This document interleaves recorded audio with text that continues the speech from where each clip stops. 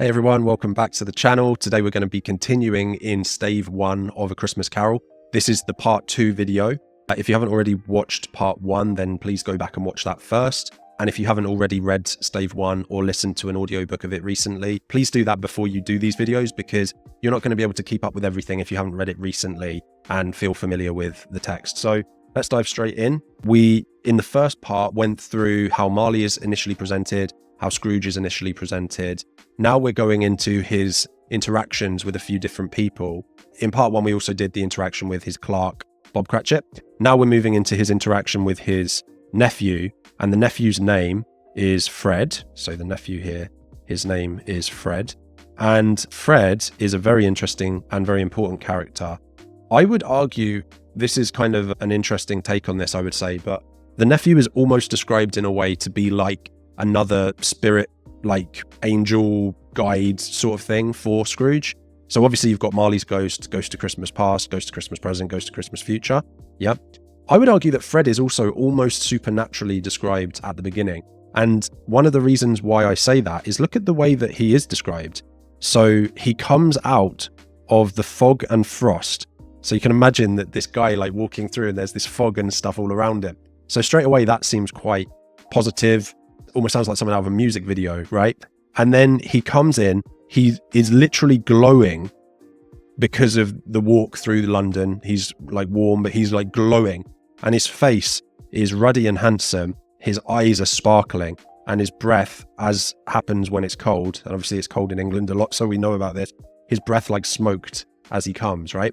So there is a kind of an element of him being very idyllic, almost angelic, almost supernatural in his initial description, because this is the first time we see Scrooge's nephew. Now, the other major thing, now no one else is going to talk to you about this. This is one of the reasons why you join my school community.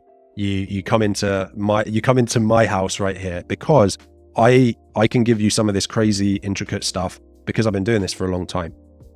No one's going to know this. I am probably the only teacher who talks about this. His face was ruddy and handsome. This is a direct line from the Bible, from the Old Testament of the Bible, right? So David, who becomes King David in the Bible, right? But you're most likely, whether you're Christian, Jewish, another faith or not, you've probably heard of David in terms of David and Goliath, right? You've probably heard that story. Just in case you haven't heard that story, let me just quickly say, this young man called David, who's just kind of like a shepherd boy, nothing special, right? He ends up in a fight with a Philistine called Goliath, who is this monstrous man, this huge, strong warrior man, right? So you imagine like a young boy, pretty skinny, small, right? And then there's this enormous buffed out Sigma male, like has been, at the gym since he was 2 years old type thing, like really tall, let's say 6'5", 6'6", like tall and really stacked as well, big, strong guy. And David ends up killing Goliath. I really would write this down. This comes directly from 1 Samuel 16:12 in the Bible. So you can look this up. It's the ruddy and handsome line often comes from what's called the ESV version, the English Standard Version, but it's right there. And I think the reason why this links to what I was saying about Fred being kind of angelic or supernatural as well is because Fred almost then becomes like a David figure. Fred isn't necessarily anything particularly special, right? He's a young man like David was at the time of David and Goliath. And he's facing kind of a Goliath in Scrooge. He's this wealthy business owner, much older, senior, quite powerful, right? And yet Fred ultimately is part of taking down the Goliath, symbolically, of Scrooge's greed and his evil. And ultimately good comes out at the end. So I do think that there is, throughout the novel, several biblical references. Remember that the 18th and 19th centuries Victorian era England predominantly would have been a Christian audience watching this. And it is a Christmas story after all, right? Christ Mass. So Fred is a very interesting character straight away. And we've got some really deep context there that would be very impressive to the examiners. And we've got this almost supernatural, idyllic imagery. I should add that note in here, I guess. Idyllic imagery. Sometimes I wish I had a camera behind me here so you could see just how awkward my hand has to be with my Apple Pencil here to actually write on this screen. Anyway. So they have this exchange of dialogue, and in a nutshell, Fred is saying, come to dinner, uncle. It's Christmas. Come and enjoy a Christmas dinner with us and stuff. And Scrooge is like, go away. I don't have time for this. I don't celebrate Christmas. He's really quite mean. And his argument is that Christmas is just a time where you find yourself a year older and yet not a single hour richer. Now notice the semicolons he uses as well, Dickens uses.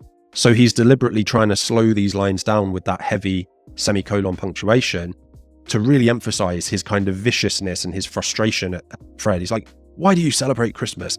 You're getting older and yet you're not richer. To Scrooge, nothing is worth doing unless it's making you richer. For him, the only thing in life worth celebrating and following is something that's going to put more money in your pocket. Now, this kind of links to the folklore or like supernatural kind of gothic of vampires. Scrooge says, anyone who celebrates Merry Christmas should be boiled with his own pudding. This is talking about Christmas pudding, because you traditionally boil a Christmas pudding, and buried with a stake of holly through his heart.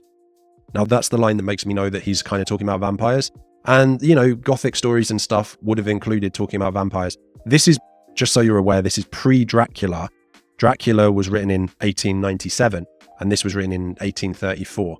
But the idea of Dracula's was around, and how do you kill a vampire? Sorry, not Dracula's was around, vampires around. How do you kill a vampire? What you do is you take a stake of wood and you put it through the vampire's heart. And that's how you kill a vampire in the folklore, obviously. So he's using that same idea and imagery that you should take a stake of holly, because holly is something that you use in Christmas decorations, right?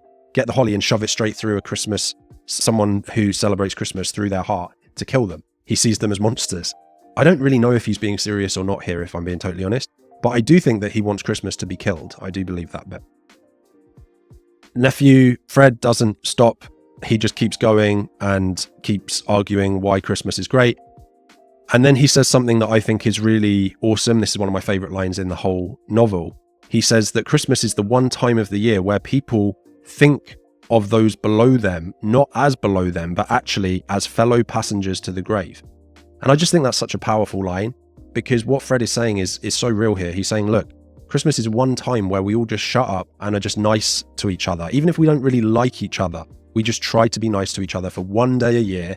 We maybe exchange some presents, we have a meal, like, you know, whether we're talking about friends or family or everyone, it's just a time where we try and treat each other, not as another weird race of creatures, like weird aliens, but actually as equals, and all of us at the end of the day, this is quite deep, are passengers to the grave, right? We're all going to die. That's what Fred is saying. I know that's quite depressing, but that's what he's saying. He's saying, look, while we're here on Earth, while we're not dead, why not be nice to each other? Why not care for each other? Why not love each other, right?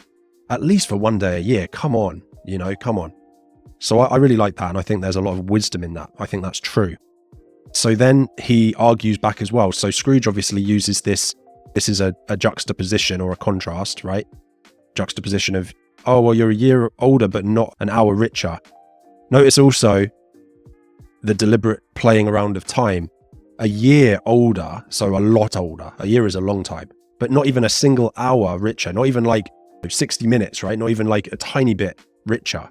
So Scrooge uses that negative juxtaposition. And then Fred uses a positive juxtaposition. And he says, look, I may not get even a single scrap of gold or silver in my pocket as a result of Christmas, but despite that, it has done me good. It will do me good. And I say, God bless it. So he brings, the God part of Christmas in. Yeah, the fact that it's meant to be its core Christmas is meant to be a religious time, spiritual time, right? But see how he rejects the idea that, it's all about money. He says, look, I don't care. I don't need gold. I don't even need silver. I don't need anything. What it is doing in terms of good, it has done in the past and it will do in the future. So he's effectively, this is the fancy word, a dichotomy, right, of Scrooge. He's the opposite. He's divided from Scrooge. Scrooge is all about money. Fred's all about relationships and humanity, right? I think that most people reading this would want to side with Fred. Unfortunately, I think a lot of people, if they're being truthful with themselves, see a little bit of Scrooge in themselves. I think that's the truth. Okay, so it keeps going, they keep going, and eventually Fred just says, okay, look, I didn't come here to argue with you, but I will keep my Christmas humor till the end, to the last. So he says, Merry Christmas, Uncle. He's like, I can see uncle that you're not going to be convinced to come to Christmas again this year. And by the way, this is a bit of important backdrop. Fred does this every year. He comes every year at Christmas time to his uncle's house, or counting house, uncle's shop, and asks him, "Uncle, is this the year? Will you come spend Christmas with me this year?" Every year he does this. And every year Scrooge says no. Okay? So Fred is awesome in that sense as well. He's persistent. He doesn't give up. He keeps trying. And what does Scrooge say to his lovely nephew who just wants to spend time with him? "Good afternoon," said Scrooge. I haven't done the audiobook for this one yet, but I am looking forward to playing Scrooge. And Fred, at this point, is just kind of a bit cheeky. He goes, "All right, Happy New Year, all right. You can be mean and miserly if you want. I'm keeping my Christmas spirit. Merry Christmas, Happy New Year." And he leaves on that high. Okay. You know what, actually, I'm going to call that Exchange with Fred Part 2, and next video, Part 3. These charity workers come in, and we'll talk about that. And there's a lot of context in here, so it's going to take me a while. So that's Part 2. I'll see you in Part 3.